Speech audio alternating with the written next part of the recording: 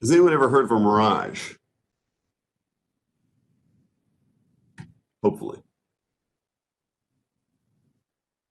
Anyone know what causes mirages? Or is curious about this kind of stuff?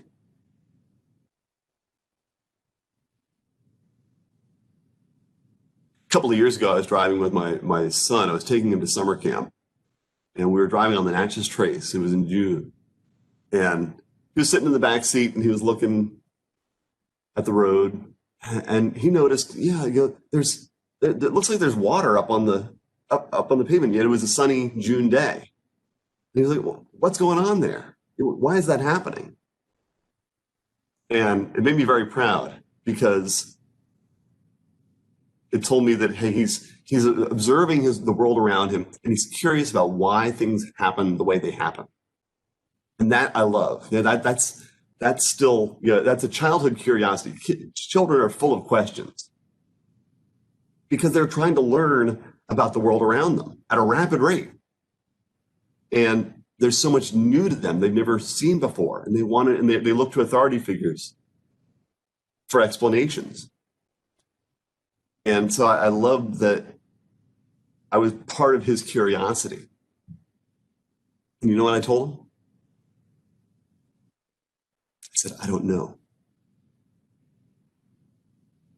Because at one time I was very convinced that I knew what caused mirages. But I've thought more about it in recent years, and I'm not quite convinced that the explanations that I had heard are correct. And for those of you who have been kind of following my lines of logic, this is an area that I'm really fascinated with. I'm really fascinated with why people believe what they believe, and what methods they've used to arrive at a belief, and whether those methods are reliable. And so what we see here is we see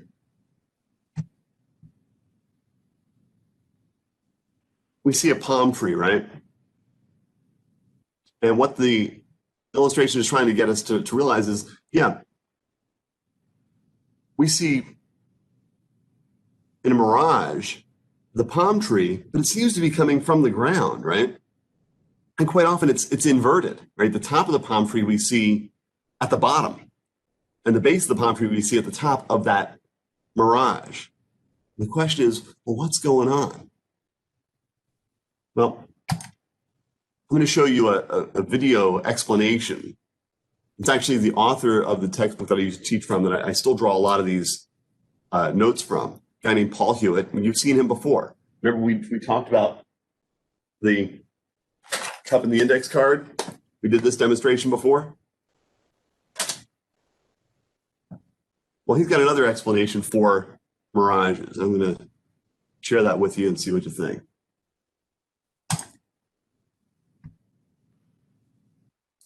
Atmospheric refraction accounts for mirages. Light travels a bit faster in hot air than in cooler air, so if the air near the ground is warmer than the air above, as it is in desert in the daytime, light from the palm tree refracts upward, which is to say, bends upward.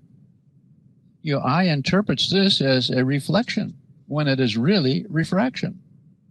Light from a distant blue sky that refracts upward in the same way gives the illusion of water not far ahead.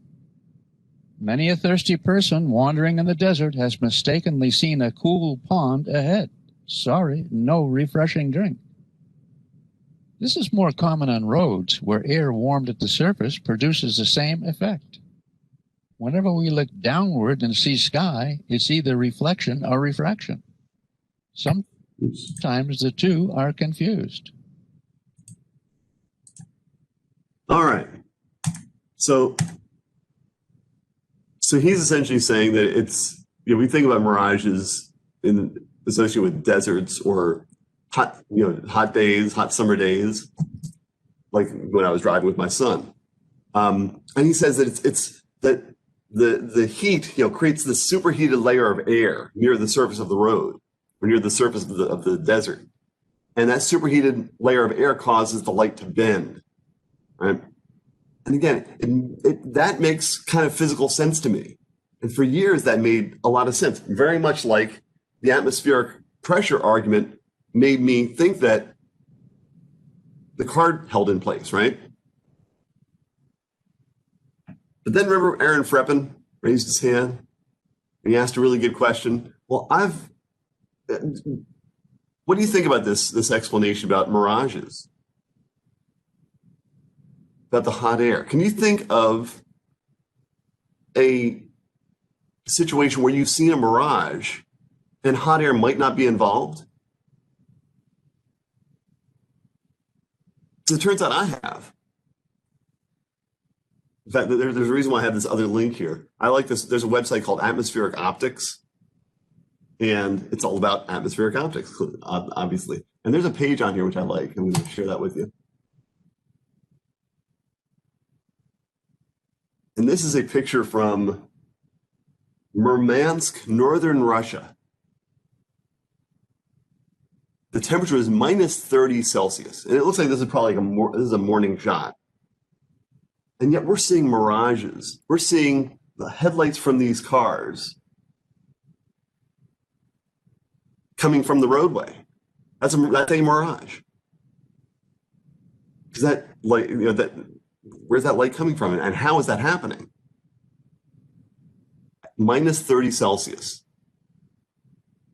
My suspicion here is that there's not a superheated layer of air that's causing the light to bend. My thought on this, and I could be wrong, but is the real cause of mirages is that, and you saw this in the homework last night. Remember how once you got, when you had your light source at a certain angle, you would get refraction, the light would move through. But if you got past a certain angle, the light would not refract at all, it would reflect. That's something called the critical angle. That is a critical angle at which if light is coming in, a surface will behave more like a mirror than not, okay? So up to a certain amount of steepness, you're going to not get reflection. But once you get below a certain angle, you'll get light reflecting. And that's, I think, at the heart of what causes mirages, is that light is coming in at a low enough level that the surface, in this case, the roadway, is acting like a mirror. And therefore, we're seeing, in this case, headlights or sky or whatever. And again, what caused me to think about this was not only the atmospheric optics thing, but I see this at nighttime when I'm driving around at night. I see headlights from cars that are coming toward me coming out of the road, right? That's a mirage. So it makes me a little less confident that Paul Hewitt is right about the superheated air explanation. But it took me a long time to even be concerned about this, because it's something that I heard as a young child. I watched Bugs Bunny cartoons and they'd see mirages in the desert. I always associated mirages with hot air. And then I got these explanations from my physics classes about, oh, it's the refraction of light, it's bending of light just due to the superheated air. And only more recently when I've had to, and I've taught it this way, just like I taught this very confidently, semester after semester, that it was just atmospheric pressure, until I was caused to think again. And that's what I love. I love being less certain about things. And I think that we're in a time period, and it's always been the case, where human beings, we naturally like to be certain. We like to have a high confidence. We like to believe things. We'd rather believe something. We'd like to have a reason for something rather than not be sure. And I think it's a weird thing about the human mind and psychology. But I've found that the more you're open to being uncertain, the more likely you are to get to the truth of things. And so I'm not quite as confident in Paul Hewitt's explanation anymore. I think that reflection might be a better explanation. And another part of my reason for my confidence is on a sunny day, such as when I was driving with my son, we got a mirage from the road surface, but just off the side, the shoulder, which was probably just as hot, the air was probably I wasn't getting a mirage. But that's because the shoulder is full of gravel, right? And not as smooth of a surface as the actual pavement. Less likely to act like a mirror, even with light coming in at a low angle. So anyway, this stuff may not interest anybody but me, but it's real. It's around us all the time. And it's very easy to just accept the explanation, especially if someone in authority, teacher, preacher, coach, whatever. We should always be questioning, especially the things we're most certain of.